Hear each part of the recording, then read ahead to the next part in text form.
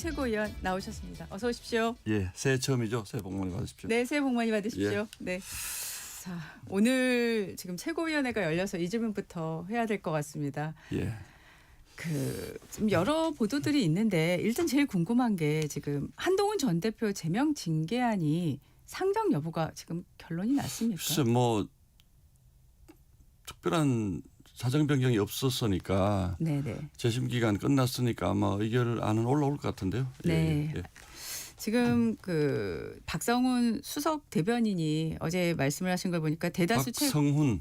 네, 박성훈. 두 분을 자꾸 헷갈리던데 박성훈 수석 대변인. 네. 예. 박정훈 의원이 또 있죠. 네네. 예. 박성훈 수석 예. 대변인이 대다수 최고위원이 당원 게시판 문제가 조속히 정리해야 한다는데 공감대가 있다 이렇게 얘기를 했어요. 그 표현이 뭐 가장 네네. 현실적으로 정확한 표현인 것 같습니다. 네. 저희가 이 문제를 너무 오래 끌었고 네. 또 뭐 이번에 의결하지 말고 다시 돌려보내자라는 의견도 없는 것은 아닌데 문제는 이제 그렇게 됐을 경우에 또 이제 절차가 뭐 거의 한 달 가까이 이 문제로 저희 당의 문제가 이 문제만 있는 것처럼 계속 언론에 회자되는 것은 대단히 바람직스럽지 못하다. 우리 당으로서도 그렇고 국가적으로도 봐도 이게 사실 저희 당 내부의 어떤 뭐 일종의 문제잖아요. 그런데 그게 꼭 국민들이 이렇게 자세히 경마 중계하듯이 상세히 알아야 될 일인가에 대한 것도 저희도 참 송구스러운 점이 있습니다. 네. 그래서 이 부분에 대해서는 어떤 결론이 났든 빨리 정리하는 것이 옳다라는 것은 뭐 대다수의 뭐 공감대는 있는 것 같습니다. 네. 예, 예. 그래서 이제 그 정리라는 표현을 갖고 또 해석을 할 수 있는 거지 않습니까? 이게 그러면 그 정리를 네. 한동훈 전 대표 제명을 뜻하는 것이냐 네. 아니면 뭐가 됐든 매듭을 짓자는 뜻이냐 이제 이렇게 되는 거니까 네. 뭐 그 부분은 해석에 맡기겠습니다. 예. 아, 알겠습니다. 예. 지금 뭐 해석 영역에 대한 질문 한 가지 더 하고 다른 질문으로 넘어가겠습니다. 예. 친한계인 정성국 의원이 인터뷰에서 최고위 선택지가 세 가지가 있다. 제명 추인, 윤리위 반려, 부결로 윤리위 결정 철회 이렇게 얘기를 했거든요. 예. 이 세 가지 선택지라는 말에 대해서 어떻게 생각하십니까? 부결을 시킨다는 선택지도 있는지는 저도 정확히 잘 모르겠네요. 근데 네네. 어쨌든 뭐 그렇죠. 뭐 윤리위가 권고한 대로 의결할 것인지 네. 아니면 우리가 보기에는 좀 문제가 있는 것 같으니까 좀 다시 한번 심사해 달라 그러든지. 그래서 사실은 제가 사실은 장동희 대표가 이제 단식 중일 때 네. 최고위의 위원들 네. 또 정확한 내용을 모르는 부분이 있을 수 있고 또 피징계인 쪽에서 조작이 된 부분이 있다고 얘기하니까 자료를 다 가져와서 최고위에서 그러면 네. 마지막으로 한번 좀 검토해 보자라는 이제 말하자면 중재안을 냈던 것이죠. 예. 근데 여기도 사실은 응하지 않았어요. 그래서 뭐 오늘 선택지가 얼마나 더 있을지 그건 잘 모르겠습니다. 알겠습니다. 어제 이제 오늘 최고위 회의를 앞두고 한동훈 전 대표가 김영삼 전 대통령 다큐를 관람해서 또 보도가 많이 됐어요. 네. 또 그 김영삼 대통령이 생전에 했던 말씀이죠. 그 닭의 목을 비틀어도 새벽은 온다는 말을 좀 인용을 하셔가지고 부당한 제명을 당하면서 닭의 목을 비틀어도 새벽은 온다고 했던 김영삼 대통령님의 말씀처럼 꺾이지 않는 마음으로 이런 말을 했거든요. 글쎄 뭐 이미지화를 그렇게 하려고 의도적으로 영화 관람을 하셨는지 어떤지 모르겠는데 네네. 뭐 김영삼 대통령의 제명과 이번 제명 뭐 제명이 됐든 어쨌든 윤리위는 제명 권고를 했으니까를 비유하는 건 적절치 않죠. 네. 예. 사실 앞서도 쭉 말씀을 하시면서 이 사태라고 제가 표현을 하겠습니다. 예. 계속 언론의 주목을 받고 또 당원들뿐만 아니라 지지자들 전 국민이 이게 굉장히 관심을 갖고 있는 부분에 대해서 사실 좀 부담감을 많이 느끼신다는 그렇죠. 생각이 좀 들었어요. 말씀하시는 내용들. 이게 그럴 만한 일이 아닌데 네. 너무 확장되니까 저희가 부담이 커진 거죠 사실은. 네. 이게 제가 아까 말씀드린 것처럼 김영삼 전 대통령님의 민주화 투쟁 과정에서 벌어진 뭐 의원직 제명 뭐 이런 부분들은 정말 우리 현대사에 큰 물줄기를 바꿔놓은 거대한 사건이고 이제 그게 결국은 이제 민주화로 이어지는 그 과정에서 있었던 일이고 이 부분은 뭐 사실은 국민들이 이거 재밌네라고 얘기할 수 있죠. 왜냐하면 당대표의 가족 계정에서 대규모의 대통령 비판 게시글이 올라왔기 때문에 약간은 뭔가 좀 은밀하게 이루어지는 익명 게시판에서 있었던 뭐 이런 국민들의 궁금증을 유발시키는 이런 흥미적인 요소가 있어서 관심도가 커진 것이지 이게 가지고 있는 역사적 함의나 이런 부분들은 없는 것이거든요. 그래서 저희가 야당으로서 집권 여당과 싸우는 과정에서 있었던 이런 뭐 국회에서의 폭압적인 국회 운영이라든지 이런 부분에 대한 저희의 저항이나 이런 부분들이 조명되지 못하고 이게 1년 이상 당내 문제 그것도 게시판에 쓴 부적절한 글을 가지고 저희가 국민들로부터 주목을 받는다는 건 정말 창피한 일입니다, 사실은. 그래서 저는 과거에도 이 문제만큼은 어쨌든 논란이 된 만큼 당사자가 좀 정리를 해줬으면 좋겠다. 당사자가 결자 해지해 줬으면 좋겠다는 얘기를 여기에서도 한 바가 네. 있었고 지금도 사실은 구체적인 문제를 이렇게 언급하는 것이 저도 뭐 당의 고위당직자로서 참 난감한 상황입니다. 그래서 아마 그런 점에서 어떤 방식이 됐든 빨리 좀 이 문제는 털고 가자라는 것이 대다수의 공감대인 것으로 저는 그렇게 이해를 하고 있습니다. 네. 예. 그럴 만한 일인가라고 이제 말씀을 하셨는데 사실 이 문제를 지방선거랑 연결을 지어서 이게 제명 결정이 나게 되면 결국 국민의힘 당 내홍이 최고조에 이르는 거 아니냐 이런 분석을 하고 있기 때문에 현실적인 이제 측면을 지적하시는 분들 일리가 있는 말씀이시고요. 네. 그러나 두 번째로 그러나 국가가 무슨 중요한 일이 있다고 해서 재판 안 할 수 있느냐라는 뭐 또 원론적인 원칙적인 주장을 하시는 분들도 또 그게 못지않게 많습니다. 예. 네. 그 김종혁 전 최고위원에 대한 탈당 권유 중징계 의결도 지금 많이 관심을 받고 있는데요. 이거는 어떻게 뭐 그렇게 될까요? 제가 논평할 만큼 뭐 중요한 일이라고 생각하지 않고요. 뭐 네. 윤리위에서 그렇게 결정을 했으니까 네. 윤리위의 결정문대로 당에 대한 비판의 수위가 저도 개인적으로는 정당이라는 곳에서 당을 비판한다고 해서 그럼 그때마다 뭐 이렇게 징계할 것인가라는 부분에 대해서는 저도 사실은 좀 대단히 신중해야 된다라는 측면이 있는데 여러 가지 측면이 있어서 예. 그 단순한 원론적인 얘기로 이 부분을 그냥 재단하기에는 네네. 좀 복잡한 문제가 있다. 그 정도로 말씀드리겠습니다. 네. 예. 어제 여러 가지 중요한 또 1심 판결들이 있어서 관련한 질문을 하겠습니다. 먼저 김건희 여사 1심 선고에서요.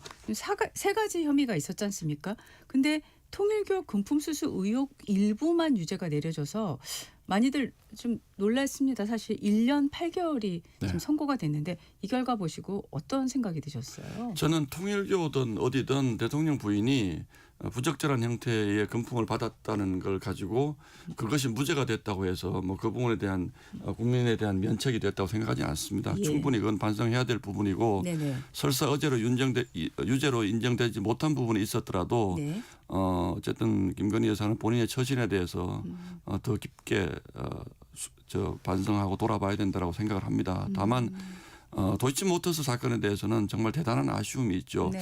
이게 사실은 저희 당을 굉장히 압박했던 이슈거든요. 그렇죠. 그래서 야당도 지금의 여당도 이 문제를 가지고 사실은 굉장히 압박을 했는데 그러면 이게 문재인 정부 때를 거쳐서 이제 윤석열 정부, 이재명 정부까지 그렇죠. 왔는데 네네. 최종적으로 무죄가 선고됐다면 네네.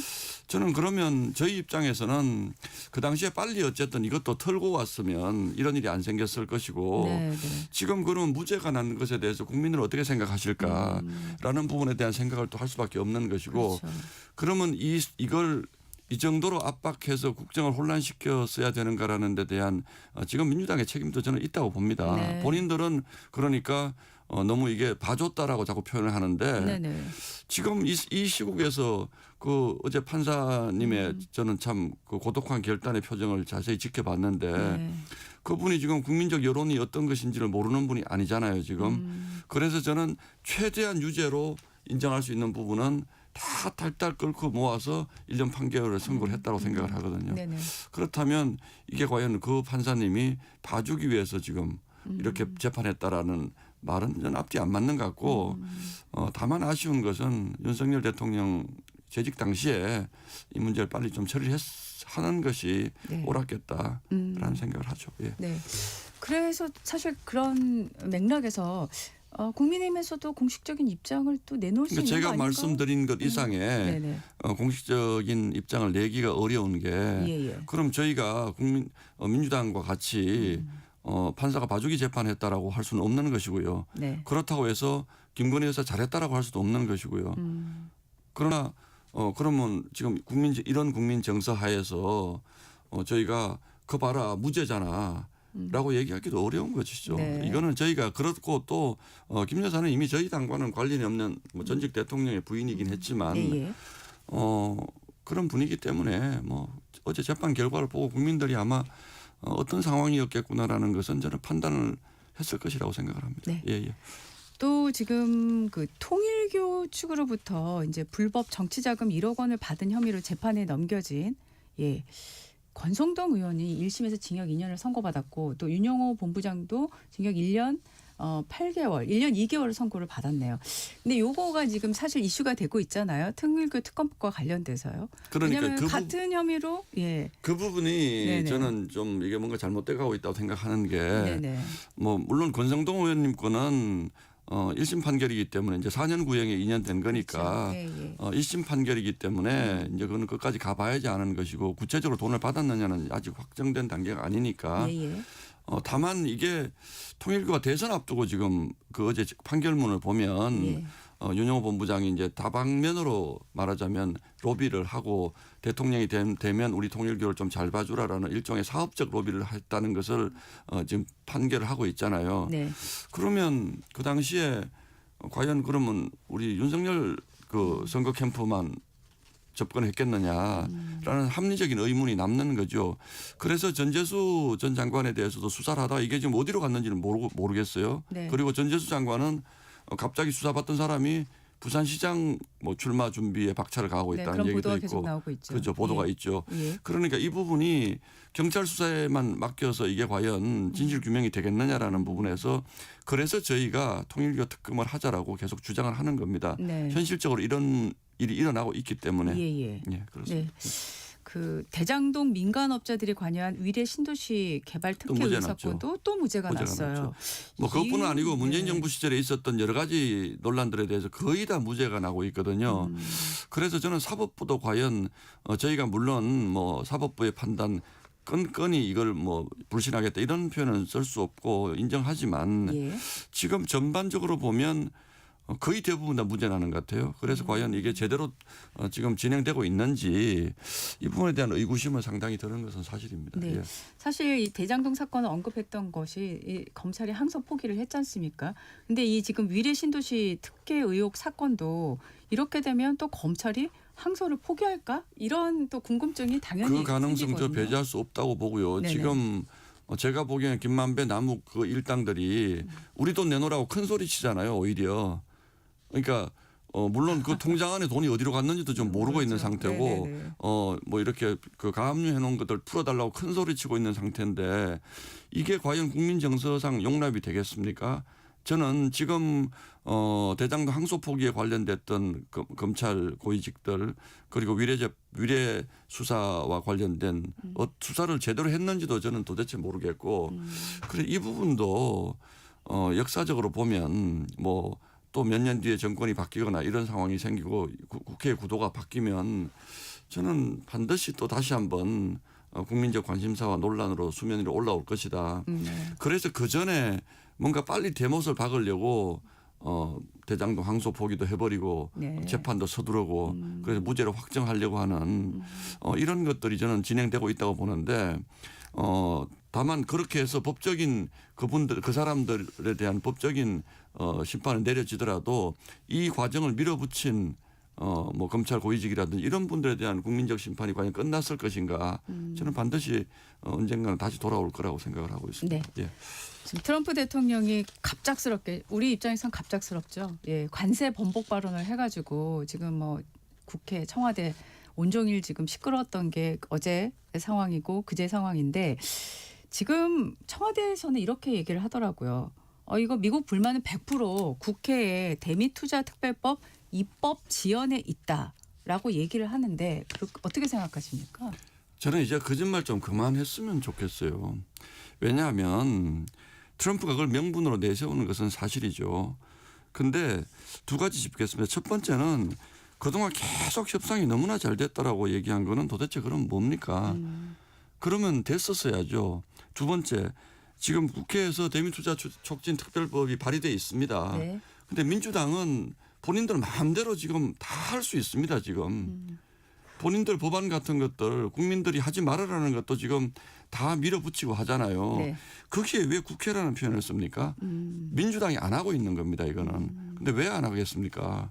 저는 그 이유를 하나 모르겠고요. 네. 하고 싶지 않은 거죠. 두 번째는 비준 동의가 필요하다. 네. 헌법 42조, 헌법 60조에는 국가의 중대한 재정적 부담을 지우는 대외적인 뭐 협상이나 이런 게는 국회 비준 동의 필요하다라고 분명히 하고 있거든요.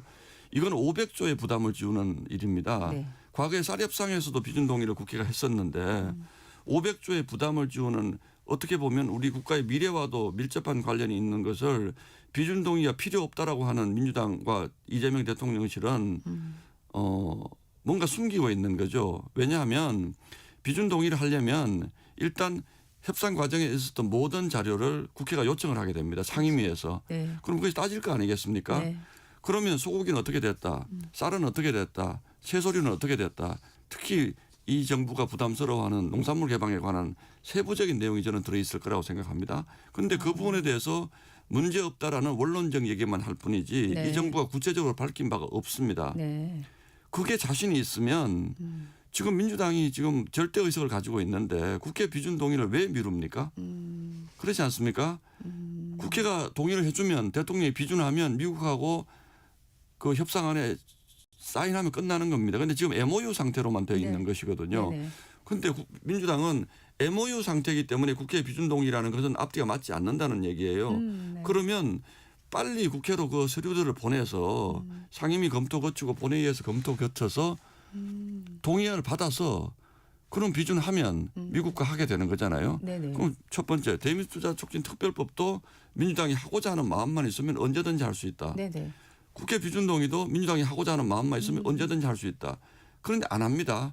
그런데 언론도 뭐라고 썼냐 하면 국회에 대한 불만 때문에 안 하고 있다 이렇게 써요. 그런데 민주당이 그걸 저희 당이 가져와서 이거 빨리 좀 해주세요라고 얘기한 적이 한 번도 없습니다. 네네. 그런데 왜 저희 당한테 그런 국회라는 그 큰 틀에서 저희 당한테까지 책임을 묻습니까? 저는 이거는 100% 민주당과 이재명 정부가 의도적으로 안 하고 있는 겁니다. 의도적으로 안 하는 이유는 뭔가 하기 싫은 거죠. 왜 하기 싫은 거라고 보십니까? 뭔가 부담이 되는 그런 부담이 내용이 되는 있다는 약속을 하고 왔기 때문에 라고 보시는 이게 거군요. 공개가 됐을 경우에 민주당이나 이재명 정부에 큰 부담이 될 수 있는 뭔가 있다라고 저는 보는 겁니다. 네네네. 그래서 지금 계속 거짓말을 하는 거예요. 이게 지금 미국 가서 김민석 총리가 그 얘기 안 들었겠습니까? 그러니까 핑계를 댔겠죠. 국회에서 안 해줘서 우리가 못한다. 그리고 국내에 와서는 뭐라고 얘기했냐면 뭐 쿠팡 때문에 안 하고 있다 이런 얘기를 또 합니다. 25% 쿠팡 때문에 우리한테 관세를 다시 올렸다 이런 얘기를 합니다. 제가 보기엔 말이 안 되는 거고 미국 대단히 불쾌할 거예요. 그러니까 그렇게 변명을 하고 왔겠죠. 그런데 지금 이 변명이 말이 됩니까? 민주당은 국회에서 무소불위의 권력을 지금 휘두르고 본인들이 하고 싶은 모든 입법을 다 하고 있는데 이걸 뭐 국민의힘이 그럼 동의를 안 해서 안 한다는 뜻입니까? 그럼 말이 안 되죠. 예. 사실 오늘 그 미국 재무장관 베센트 장관도 미국 언론하고 인터뷰에서 똑같은 발언을 또 했어요. 한국 국회가 무역 합의를 통과시키지 않았기 때문에 그들이 승인하기 전까지는 한국과의 무역 합의는 없는 것이다. 물론 뭐 대통령이 얘기했으니까 재무장관은 똑같은 톤으로 얘기할 수밖에 없겠는데 문제는 지금 시점에서 앞서 저희 뉴스 브리핑에서도 얘기했지만 지금 일본 같은 경우에는 3월에 미일 정상회담을 하면서 대미투자 프로젝트를 네. 한다고 하지 않습니까? 그렇죠. 거의 다 합의가 됐고 네네. 그래서 이게 미국도 한국의 법률적 문제를 잘 아는 겁니다. 우리가 국회에서 비준 동의를 받지 않았기 때문에 나중에 우리 이거는 정당한 조약이 아니야라고 한국 정부가 발을 뺄 수 있다 가능성에 대해서 미국이 너무 잘 아는 겁니다. 네. 그러니까 국회에서 비준 동의해서 정상적으로 국가 간 조약으로 지금 체결하자라는 게 지금 미국의 입장이지 않습니까? 네네네. 그런데 왜 그 부분에 대해서 민주당은 안 하려는 의지를 안 보입니까? 심지어는 이거는 국회 비준동의가 필요 없는 것이라고 얘기하잖아요. 그런데 미국에서는 국회 비준동의 받아오라는 것이고 그럼 뭐 이거에 대한 설명이 있어야죠. 이재명 정부에서. 더없이 잘된 합의이기 때문에 네네네. 국회는 낄 필요 없다라고 하는 게 이재명 정부의 입장입니다. 예, 예. 지금 보도에 보면은 지금 김정관 산업통상자원부 장관 미국 시간으로 23일 밤에 미국에 도착해서 러트닉 상무장관하고 또 얘기를 한다고 하는데 장관 레벨에서의 얘기로 된다고 생각하십니까? 저는 이거는요. 예, 예. 근본을 따지고 들어가면 네. 이재명 이 정부의 근본적인 반미 정서, 우리 이재명 정부 핵심부에 있는 네. 그리고 미국 정부의 이재명 정부에 대한 근본적인 불신이 맞부딪히고 있는 상황이거든요. 예. 그 상황이 바닥에 깔려 있고 네네. 저는 김민석 총리가 미국에서는 정말 대단한 반미주의자로 생각하고 있을 텐데 네. 미국 부통령 벤스 만나서 과연 제대로 된 대화가 됐을까라는 것부터가 의문이고요. 아마 그래서 대화가 잘 안 되니까 국회 핑계를 댔을 거라고 생각을 합니다. 알겠습니다. 네. 그럼 상황을 또 계속 지켜봐야 되는 시점이라서 질문 여기까지 하고요. 자, 그 단식을 중단하는 과정에서 장대영 대표 단식 중단을 했는데 앞서 그 박근혜 전 대통령이 단식장에 오셨지 않습니까? 이걸 놓고 지금 개혁신당에서 여러 가지 얘기를 하고 있습니다. 뭐 보도를 통해서 다 접하고 계실 텐데요. 이러면서 지금 나온 해석이 지금 양당 간의 공조 좀 약화되는 거 아니냐 이런 얘기가 나오는데 어떻게 봐야 될까요? 저로서는 이제 그 단식 전에 개혁신당과 통일교 특검에 대한 뭐 진전된 협의랄까요, 뭐 공감대가 있었는데 네네.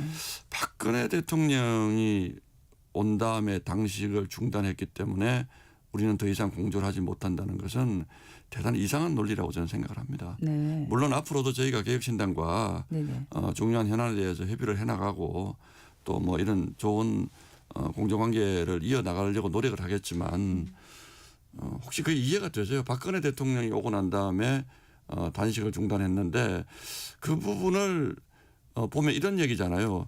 왜 개혁신당한테 허락받지 않고 단식 중단했냐라는 얘기잖아요. 상이라는 표현으로 예, 그렇게 들리지 않나요? 뭐 상이란 상이지만 네, 네, 네. 왜 개혁신당에 통보하지 않고 일방적으로 단식 중단했냐라고 표현을 하는데 그거는 좀 지나친 얘기 아닌가요? 글쎄 왜 제가 이런 말씀을 드리냐 하면 네. 병원으로 이송되는 그 순간까지도 예. 저희도 저희 내부에서는 이게 건강을 해치면 곤란하다. 억지로라도 병원을 데려가자라는 사람들이 많았어요. 예. 그날 이제 그 상황에서. 그날 8일째 12시 단식. 8일째 단식 네. 날 오전 상황에서 예. 그래서 저도 사실은 박근혜 대통령이 오시는 걸 잘 몰랐고요. 아, 예. 그래서 그날 오전 10시 반까지 제가 원내대표하고 오늘 반드시 병원으로 옮깁시다. 그랬더니 원내대표가 저하고 그럼 몇 시에 가는 것이 좋겠느냐라는 논의를 한 상태에서 잠시 뒤에 박근혜 전 대통령이 오셨거든요. 예. 그게 무슨 뭘 뜻하냐 하면 이걸 저희가 무슨 대단한 출구 전략으로 해가지고 병원에 가고 이건 아니라는 뜻입니다. 박근혜 전 대통령이 뭐 오신 것에 대해서 저희가 감사하게 생각하고 그렇지만 이걸 대단한 출구 전략으로 뭐 병원으로 가고 이렇게 한 것은 전혀 아니니까 네네. 그 사전에 저희가 10시 반까지 저하고 원내대표도 몇 시에 병원 가는 것이 좋겠느냐라고 이견이 있을 정도였는데 개혁신당에게 미리 뭐 얘기를 뭐 시작을 그렇게 했으니까 우리가 단식은 여기까지만 하고 그다음에 그럼 개혁신당은 어떻게 했으면 좋겠느냐라는 뭐 일종의 뭐 상의 같은 게 있었으면 더 좋았을 수도 있겠다는 생각은 하고 또 서운했을 수도 있겠다는 거 이해는 합니다만 그 상황이 그럼 우리 지금 병원 가야 되는데 자 개혁신당에도 빨리 알려줘야지 이렇게 할 수 있을 만큼 정신이 있는 상황이 전혀 아니었습니다. 네. 그 와중에 또 박근혜 대통령이 오셨기 때문에 예. 개혁신당이 좀 그런 오해가 있었다면 네. 좀 풀었으면 좋겠습니다. 예. 이재명 대통령이 요새 SNS를 통해서 뭐 부동산 관련한 메시지도 계속 내놓고 이번엔 또 설탕세 관련한 얘기도 이제 내놓았는데 어떻게 보세요? 막 던져서 제가 별로 평가하고 싶지 않고 네. 지금 11호 부동산 대책이 실패했다는 거는 뭐 다 알려진 내용들이잖아요. 근데 지금 뭐 여러 가지 결국은 저는 이재명 대통령의 부동산은 세금 걷는 쪽으로 갈 것이라고 저는 개인적으로 생각을 합니다. 예. 그래서 큰 틀에서 세세한 것들이 있지만 뭐 뭐 1가구 1주택자들에 대한 뭐 문제도 있지만 결국은 국가 재정을 소위 이제 잘 사는 사람들을 타겟으로 해가지고 비싼 집 가지고 있는 사람들에게 세금 가지는 쪽으로 가려는 쪽이기 때문에 이게 근본적으로 부동산 시장을 안정시키는 효과보다는 저는 오히려 좀 어떤 특정 집단에 대한 어떤 뭐 적대적 차별화 이런 쪽의 부동산 정책으로 간다면 결국은 이기지 못할 것이다. 그런데 본인이 정부가 시장을 이긴다라는 것은 제가 보기에는 호텔 경제와 비슷한 얘기여서 그 부분이 그럴듯하게 들리지만 절대로 안 될 것이다. 저는 그렇게 생각합니다. 네, 지금까지 국민의힘 신동욱 최고위원과 말씀 나눴습니다. 고맙습니다. 예, 감사합니다.